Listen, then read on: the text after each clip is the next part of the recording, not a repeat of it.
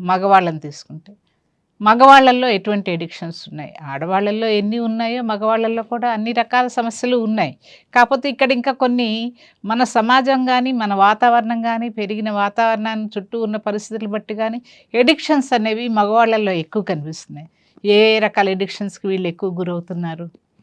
మద్యపానం, డ్రగ్సు, phone, smoking ఇవన్నీ ఆడవాళ్ళలో లేవని కాదు. ఎక్కువ శాతం మగవాళ్ళలో ఉన్నాయి. ఆ ఎడిక్షన్స్ వల్ల వాళ్ళొక్కళ్ళే కాకుండా కుటుంబంలో అందరూ సఫర్ అవుతూ ఉంటారు.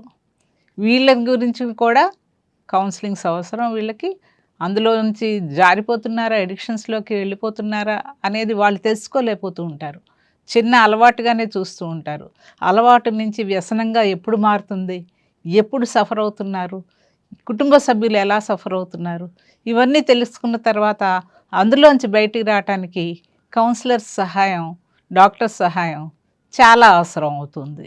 కానీ ఎంతమందికి అవగాహన ఉంది? మాది కేవలం అలవాటా? వ్యసనమా? అలవాటు నుంచి మెల్లిగా వ్యసనంలోకి మారిపోతున్నామా? తాగిన ప్రతి వాళ్ళు త్రాగుబోతులు అయిపోతారా?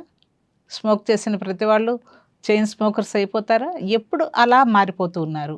దానికి కారణం ఏంటి? మానసికంగా ఎన్నో మార్పులు జరుగుతూ ఉంటాయి. ఎందుకంటే బ్రెయిన్ కెమికల్ చేంజెస్ దీనికి ప్రధాన కారణం.